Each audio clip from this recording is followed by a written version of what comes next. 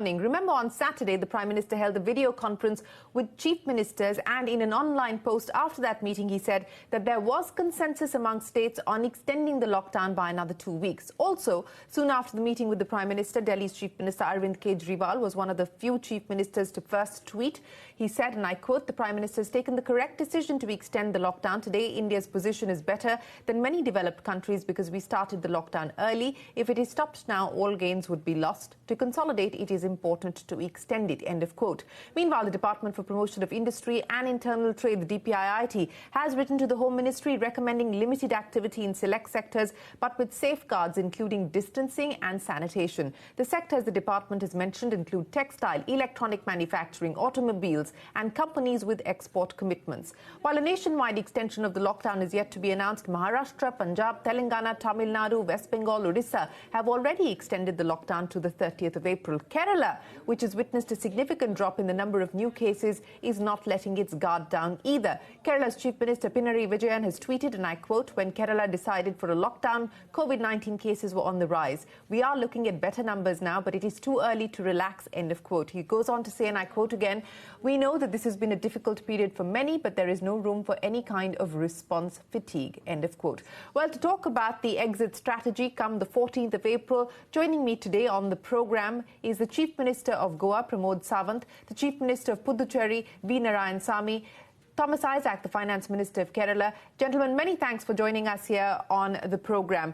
Mr. Narayanasamy, let me start by asking you, sir, because the assumption is that when the Prime Minister makes his address to the nation tomorrow morning, he is, of course, going to officially say that the nation will extend its lockdown till the 30th of April. But in that meeting with the Prime Minister on Saturday, were chief ministers given the assurance that states would have more flexibility in designing the lockdown strategy over the next 2 weeks?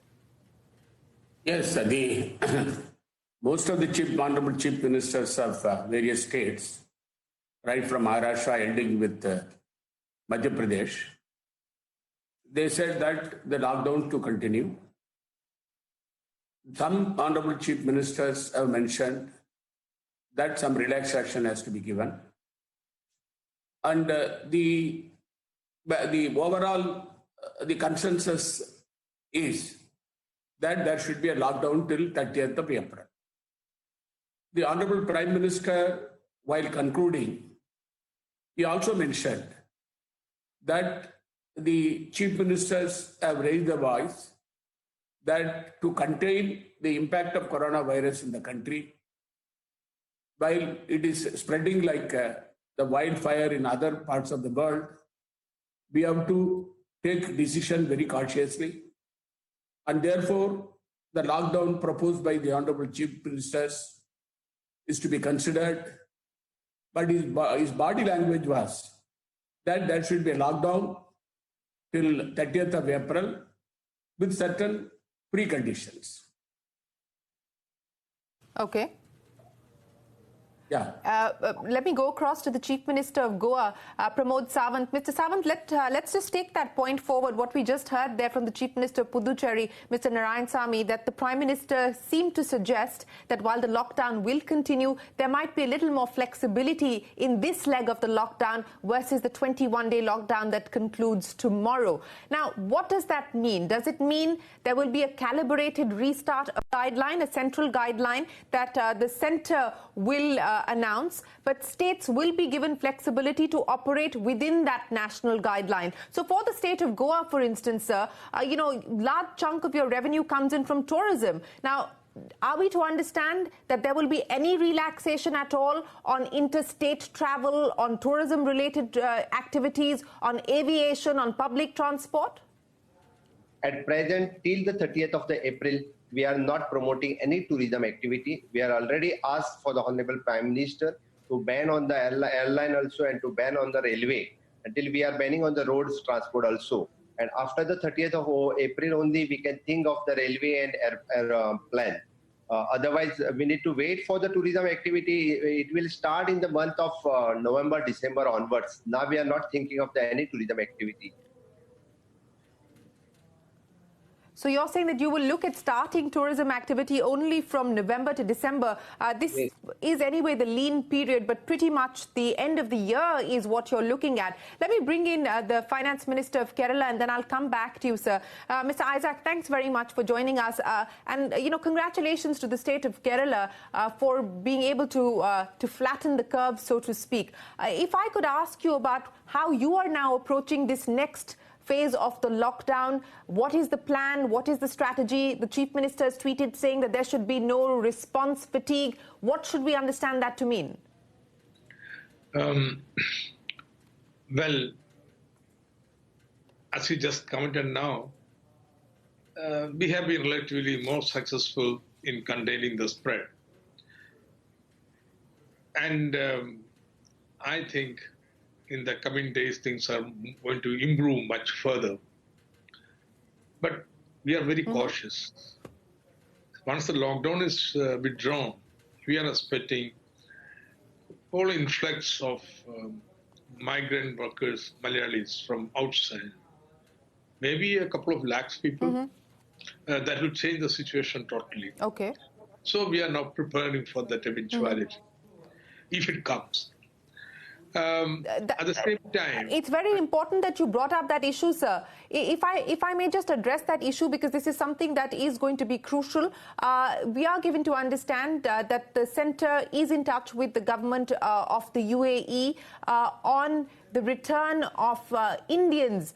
Now, I understand that the directive from the UAE is not mandatory, but they're basically asking countries like India to ensure safe passage and return of citizens. Now, what does it mean exactly? What is the conversation? What is the kind of number that we're looking at? Well, we will work within the framework set by the central government. Within that, Kerala would welcome back our brethren, whether it be from other states in India or from abroad. And we are preparing for eventual large-scale return migration. Minimum can be 100,000, and maybe 300,000 or 400,000. You can't rule out, particularly from the Gulf region.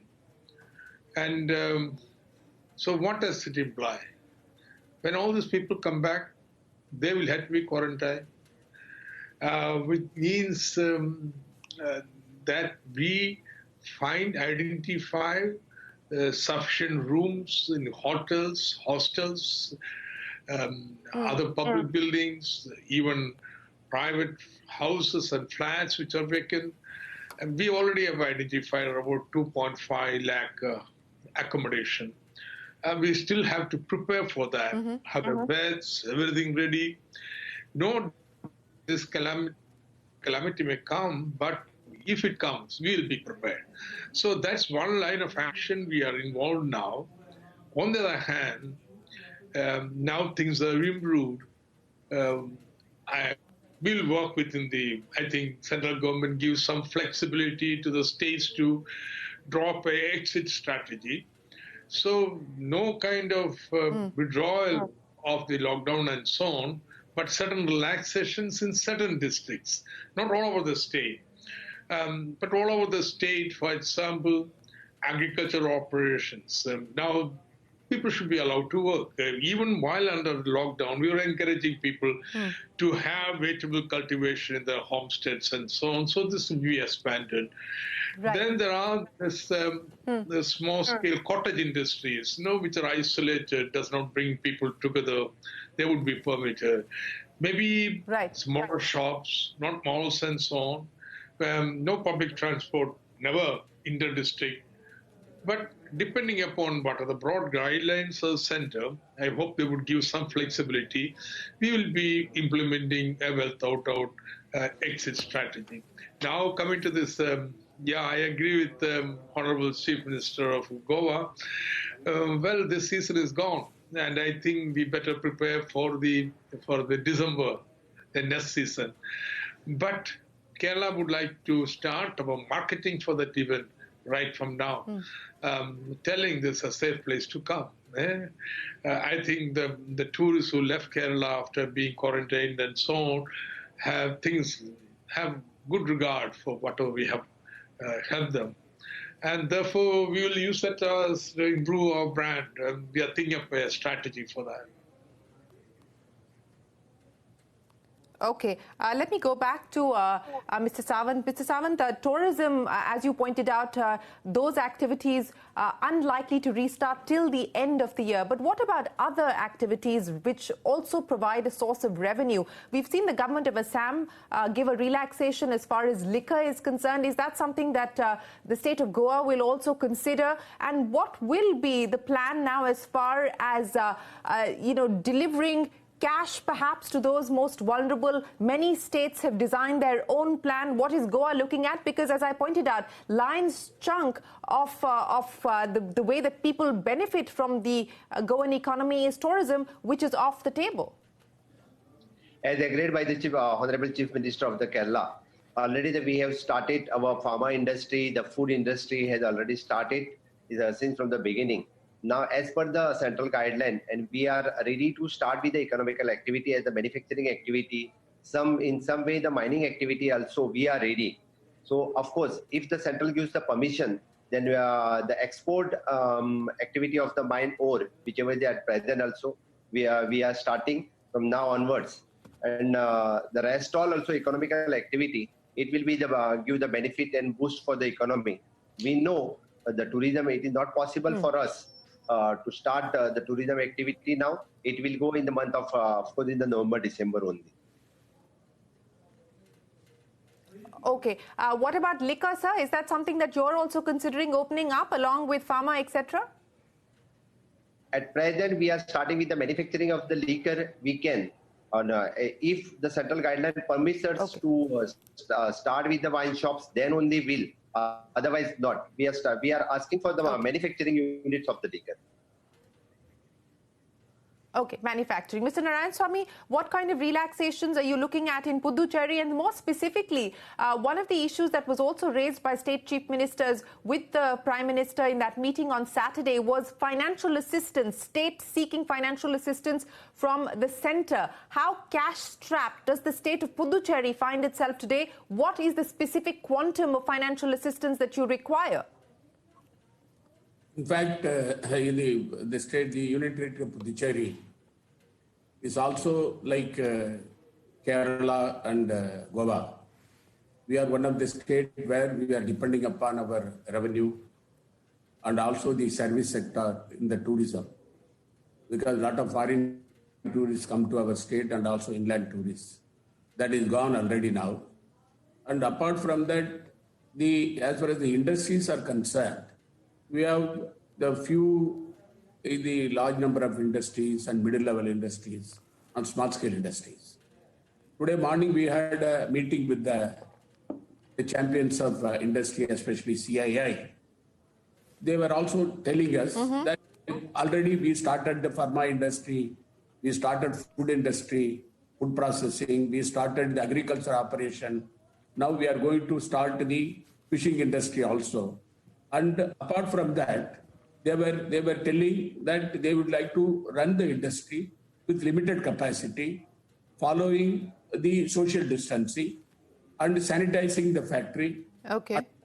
Regular medical checkup to the employees who are working there. That was the suggestion that has been given.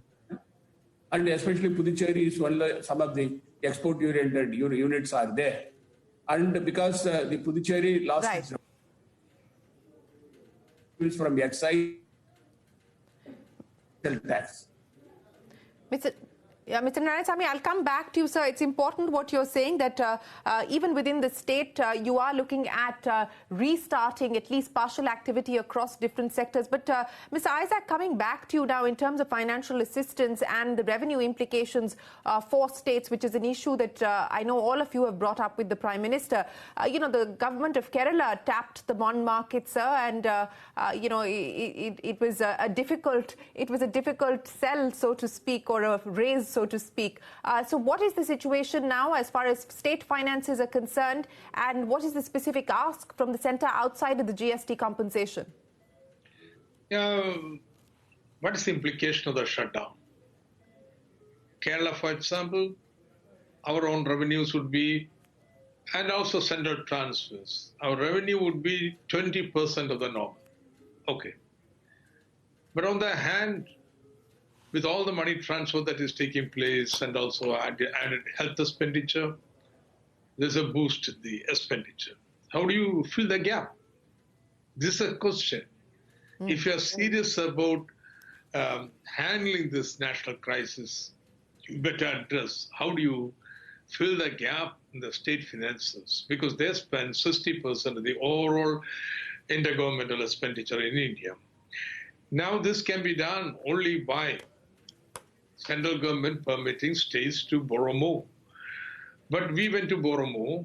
We, in fact, tried to borrow high front load of borrowing, and finally ended up at 9% interest rate. It's unimaginable. When your whole economy, GSDP growth is economic growth is be minus, how do you pay 9% interest? It's surest way to debt trap and bankruptcy. And therefore, central government has to rethink about it. Them taking directly from the Reserve Bank and paying the pandemic bonds for the states, we are proposing that. And second, now there is no GST this month. Shouldn't the compensation be paid? Now look at this situation that takes us. And therefore, this is a payment that will have to be done at some time or other. That's the law. You can delay that. But given this person's situation, that's the second thing that you can do. Third, increase your NHM, National Health Mission. Of course, this 15,000 crores have come, but only 7,000 crores is for this year. This is too paltry when you distribute it among all the states. And therefore, I would say the much more bolder support for the center is required. And this is a time when we cease to now be afraid of number games, of the fiscal deficit and so on. All over the world is changing, and therefore be bold. I would say print more money, provide money so that we fight this COVID together. Absolutely. Mr. Sawant, I want to understand what is the situation as far as the state of Goa is concerned when it comes to your finances. Like Thomas Isaac, I'm sure that you have gaps that you will need to fill because of what's happened on the tourism side, plus mining already, which was a non-starter and has been a non-starter for the last several years. What is the quantum of support that you require at this point in time? It is the same like Kerala. We are also dependent on the GST compensation of the state, GST compensation from the center. Okay, till now we are not get a share of our GST compensation. As we have got one relief, is that the district mineral fund and the state mineral fund, which is approximately 182 crores of rupees, which we can use for the COVID. That is one relief we have got from the center. At present, we have that enough sufficient funds to use for the COVID hospital and other purpose. But to run the state for the other purpose, which is required, of course, the borrowings limit should be the increase. That is there, and central assistance, central grants will be given for the state. That is only the possible to go ahead. Borrowing limits should be increased. There seems to be unanimity in that view as well. Mr. Narayanasamy, I'll give you the final say. What is the revenue position like? What is the fiscal position like as far as Puducherry is concerned? And I would imagine that like Kerala and Goa, you're facing similar difficulties. No, when compared to Goa and Kerala, we are in a worse situation in the sense, because the Honorable Finance Minister of Kerala was telling that his source of revenue comes down to 20%. But in our state, it is not even 10% in the sense. As I told you earlier, commercial tax and excise is our main source of revenue. We don't have the minerals. And tourism is also over. Therefore, the government of India, the Delhi government, the government of India gave SDRF fund. NDRF fund, we are not at all a party. We have not been included in that. In fact, when Honorable Prime Minister called yesterday over phone, I told Honorable Prime Minister, the financial position of the state is very critical. The GST compensation has not come. And moreover, the state government is providing support to the needy people, especially agriculture labor, the industrial labor, and also the unorganized workers, construction workers, small people, pavement vendors from the state revenue. 2,000 rupees per household we have given as a first package to the people of our state. Now, 5,000 rupees to the farmers for the purpose of starting the agricultural operation. Women self-help group, we have given interest-free loan through the banks. We will not be in a position to support further.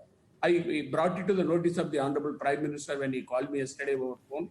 And also I told Honorable Home Minister when I talked to him, the state has to be supported financially because the BPL families have been given rice. APL families also need, because they are lower middle class and the people, they also need rice. Because remonetization by the government of India to the poor people is a solution for saving the people in the crisis. That is more important for the government of India. But instead of giving money to the government of India is announcing so many packages, which is not going to definitely, because it may support to a certain extent. But the poor downtrodden are to be taken care of today by the government of India, because they have got a lot of grains, they have got the finance, the government of India support the state at this crisis period. All right, that is the unanimous view there from various state governments. You've heard two chief ministers and the finance minister of Kerala expressing the same sentiment. They need support, more financial support from the centre. And at this point in time, all states have decided to extend the lockdown till the 30th of April. But the view is that this phase of the lockdown will perhaps see a higher degree of relaxation, perhaps beyond just the essential services that the central government had allowed in the first phase of the lockdown. Of course, final clarity on the national guidelines post the Prime Minister's address to the nation, which is at 10 a.m. tomorrow. Thomas Isaac, Pramod Sawant and V. Narayanasamy, always a pleasure. Appreciate you joining us here on CNBC TV 18. Thanks very much for your time. We'll take a break. There's a lot more coming up. Don't go anywhere.